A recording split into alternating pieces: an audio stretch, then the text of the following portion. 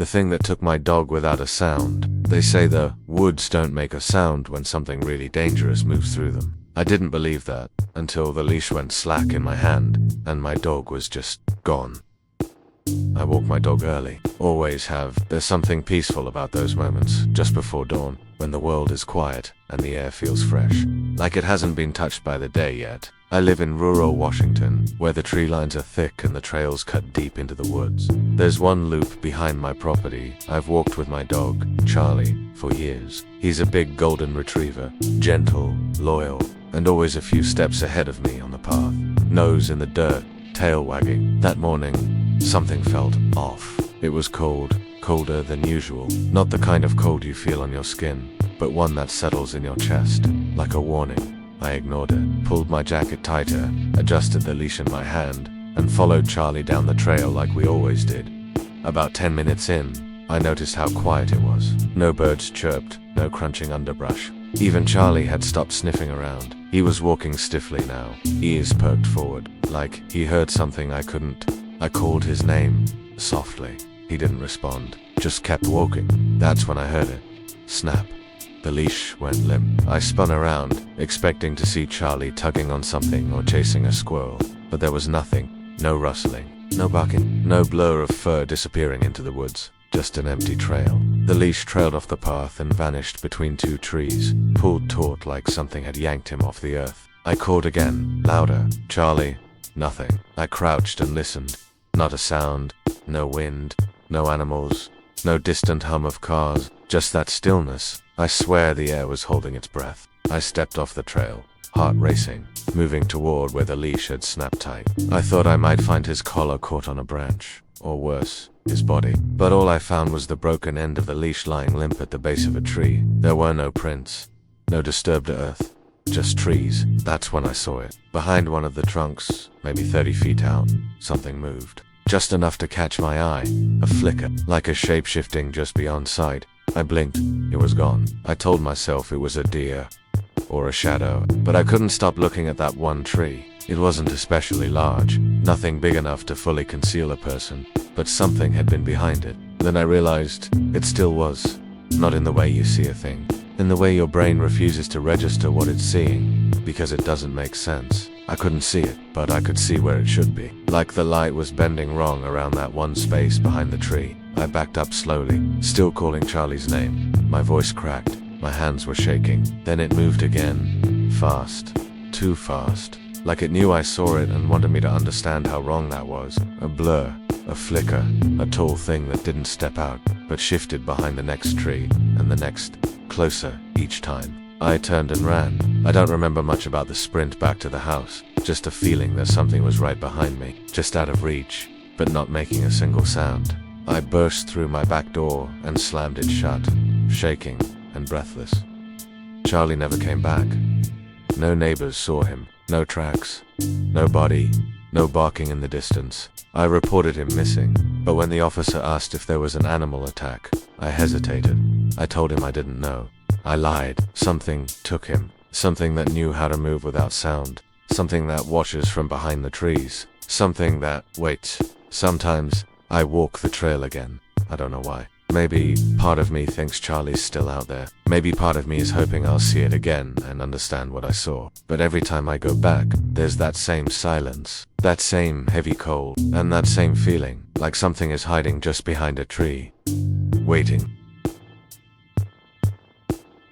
There was something behind every tree. It didn't matter which direction I turned. Every time I moved, I heard a second set of footsteps, soft and careful, like they were trying to match mine. And every tree I passed felt like it had just hidden something. I've been a volunteer with our county's search and rescue team for a little over 6 years. We mostly handle lost hikers, the occasional snowmobiler gone, and sometimes kids who wander too far from campsites.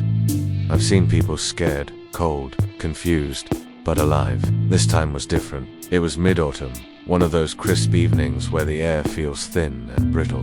The leaves had mostly fallen, carpeting the forest floor in a rustling orange. Visibility was decent, and the sun was dipping low, casting long shadows between the trees. That's when the call came in. A missing boy, 6 years old. last seen playing near a fire pit behind his family's cabin. I volunteered to check the deeper eastern stretch of forest near Hollow Creek, a place I knew well, but one that always gave me the creeps. The terrain out there is a mess of ridges and deep glacial ditches, and the trees grow in tight. I set out around 4 p.m., armed with a flashlight, radio, and a thermal scanner. The light was fading fast, and the temperature had already dropped below 40.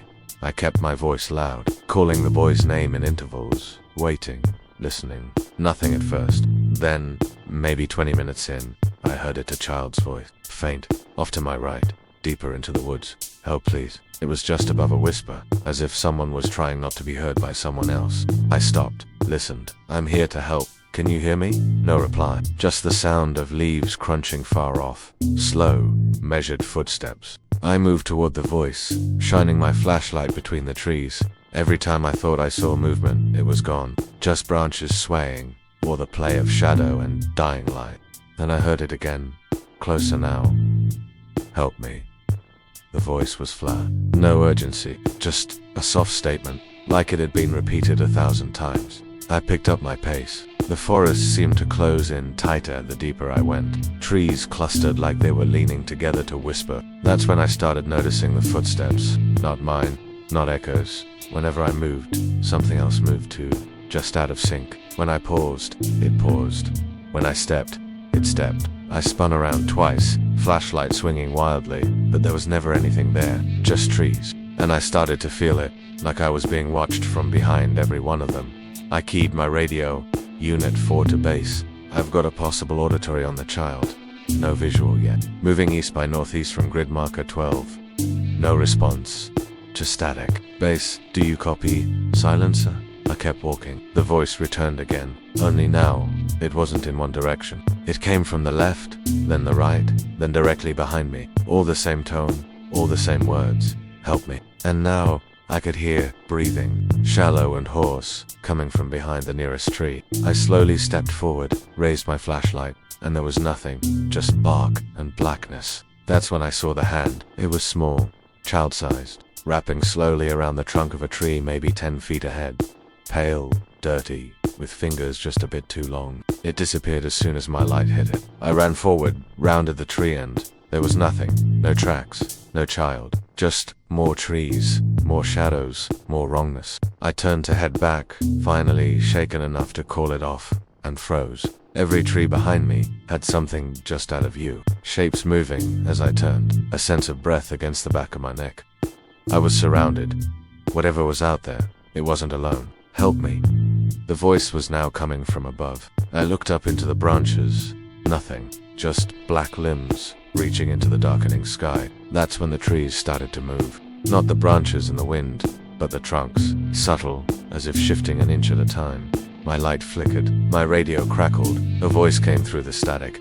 "Turn around." It wasn't my team. It was the same child's voice, coming from my radio. I dropped it. That broke me. I started running full on, branches whipping my face, leaves crunching underfoot, and every few steps, I'd hear something just behind me. No heavy pursuit, just careful, mimicked footsteps. Always close, always just behind the next tree. By the time I saw the edge of the woods and the faint glow of searchlights in the distance, my legs were shaking and my breath came in ragged gasps. I didn't stop until I reached the command post. They never found the boy. No tracks, no trace, and no one else reported hearing the voice. When I played back the radio logs, there was nothing, just static and my own voice. The tree line I described was miles away from where they were searching. I haven't been back in those woods since, and I still don't know what was behind those trees. But whatever it was, it wanted me to follow, and it almost worked. We watched it drag something into the woods. There are some things that happen in the woods that don't feel like they belong to the world we know. This was one of those things. I still don't know what we saw out there, but it wasn't human, and it wasn't an animal either. It was the last weekend of deer season when my buddy Craig and I headed up north to his family's land in the Upper Peninsula. Cold had settled in early that year, early November, but the air bit like January. Snow was crusted thin over the ground, and most of the trees had already dropped their leaves, leaving the woods bare and strangely quiet. Craig's grandfather had built a small, off-grid cabin deep in the forest near a dry creek bed, about a 20-minute hike from the nearest dirt road. No electricity, no cell service, just a cast-iron stove, 2 bunks, and a rack of antlers nailed above the door. We'd been coming up here to hunt for years, and it had always felt like a second home. But something about this trip felt off right from the beginning. The woods were too quiet, no birdsong in the mornings, no rustling squirrels. Even the usual howls at night, coyotes or wolves, were absent. Craig joked that maybe they all heard we were coming and cleared out, but I could see he noticed it too. The first 2 days were uneventful. We sat in the tree stands from dawn to dusk, barely seeing anything move except the wind through the tall pines. On the 3rd morning, just before sunrise, I spotted a young buck maybe 100 yards from my stand. I took the shot. It wasn't a clean kill. The buck bolted, bleeding hard, and I trailed the blood into a thicket near the edge of the woods.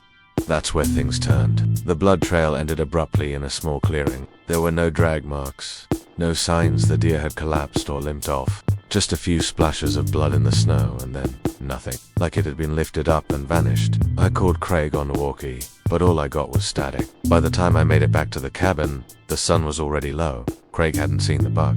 He just shook his head and muttered something about predators. That night, around 2 a.m., I woke up to a thump against the side of the cabin. Then another thump. Something was brushing against the wall.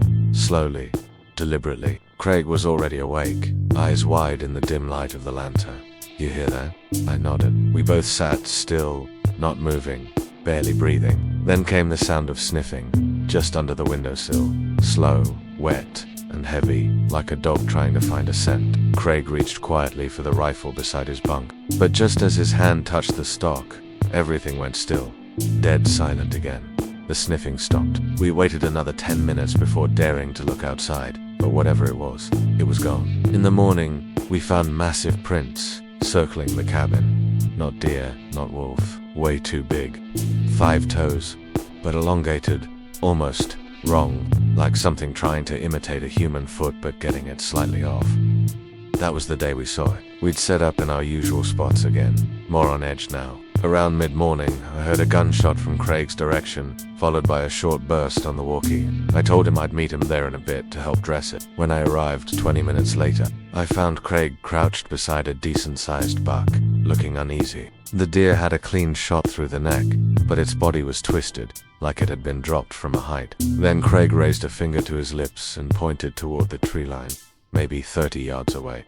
There was something standing there. At first I thought it was a burned tree stump, black, tall, and oddly shaped. But then it shifted. It had been watching us, hunched forward. Its arms dangled unnaturally low, nearly to the ground. We couldn't see its face, just the shape of a wide, narrow head and a thin torso, wrapped in what looked like matted, dark fur or maybe tattered clothing. But the worst part was that it didn't move like anything I'd ever seen. It didn't walk or run. It just sort of glided behind one of the trees. We blinked, stunned, and then it reached out from behind the tree and grabbed the deer carcass.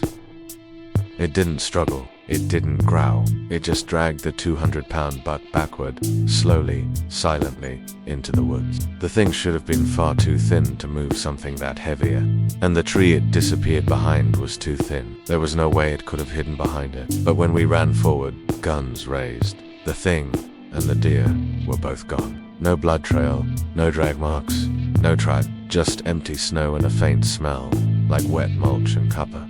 We left within the hour, packed everything, hiked out, and didn't speak for most of the drive home. Craig hasn't been back to the cabin since. Neither have I. Whatever that thing was, it didn't want the body, but it wanted us to see it take the body. And for some reason, I don't think it was the first time it had done it. I only ever saw the tree, but I swear, something was breathing behind it. I was hiking solo through the Olympic National Forest in Washington. I do this every fall, usually late October, when the trail traffic dies down and the mornings smell like pine and frost. I've been doing it for years. I know the woods, I respect them, but I don't scare easy. This year felt different almost immediately. The trail was quiet, too quiet. No rustling, no birds, just the crunch of my boots on the damp path and the occasional groan of tall evergreens. I was a mile or so in, heading toward a small clearing where I planned to break for lunch, when I heard it. Breathing. Heavy. Rhythmic. Just a few feet behind me. I spun around. Nothing. Just a tall, dark pine tree standing close to the trail. Its trunk was wider than I remembered. It hadn't been that close before, had it? I waited, listening. My own breath came out in quick puffs of steam, but whatever I'd heard was gone. Or hiding. I chalked it up to wind, maybe a pressure shift, or just forest acoustics, and moved on. But a few minutes later, it happened again. That same breathing. Closer this time. I turned. Another tree. This one thinner, leaning a bit like it was in mid-step. There were dozens around, of course, but this one was oddly present, like it had just arrived. I stared at it for a long time. I said out loud, "Okay." Not funny, just me, standing on the trail, talking to a tree. I kept walking, faster now, heart starting to thump. The forest felt thicker, heavier somehow. I was still heading toward the clearing, but something gnawed at the edges of my mind, like I'd made a wrong turn, even though I hadn't. That's when I saw the deer. It stood perfectly still on the trail ahead, motionless, alert, its eyes locked onto mine. Then it flicked an ear and bolted, not off the trail, but straight through it, like it was fleeing something behind me. I turned, expecting to see a bobcat, maybe a black bear, but it was just another tree. This one was impossibly close, right where I'd just walked. No sign of roots disturbed, no branches broken, just there. I stepped backward, nearly stumbling. The air felt colder, nose heavier. I don't know how else to describe it. Like the space behind me had weight, pressure, and I kept hearing it. Low, wet breath. Not constant, but enough to raise the hairs on my neck. I picked up the pace. No more breaks. Just make it to the clearing. Except the clearing didn't come. I know that forest, that trail, it should have opened up by now. But the trees just got closer, thicker, more knotted. I passed a dead stump with a broken ridge near the top. Something I knew I had passed 20 minutes earlier. I was looping. Something was leading me. The next time I heard the breathing, it wasn't behind me. It was to the side. I turned and froze. There was a tree, maybe 10 feet off the trail. Huge. Its bark was darker than the others, almost black. Its limbs were twisted in strange directions, not quite natural. And something was behind it. I couldn't see it, but I felt it. I took one step closer, and it stopped breathing. Not faded, stopped. Like it knew I was there, watching, like it was holding its breath. I turned and ran. No trail. Just forest. Wet moss slapping against my legs. Low branches clawing at my arms. I didn't care. I just needed out. I broke through a thicket, and found myself, somehow, back at my car. I don't remember the path I took. I don't remember turning around. One second I was running, the next I was standing in the gravel lot, covered in sap and mud. The trees around the lot were calm, still. The late afternoon light was soft, almost golden. But as I opened my car door, I heard it again. Breathing, not close this time. Far, but there. I looked into the tree line, and I swear, every tree looked just a little closer. I haven't been back since. I moved to Arizona. There aren't as many trees here. But sometimes, when I walk my dog at night, I still get that feeling, that presence. And when I turn around, there's always a tree, and it's always just a little closer than it should be.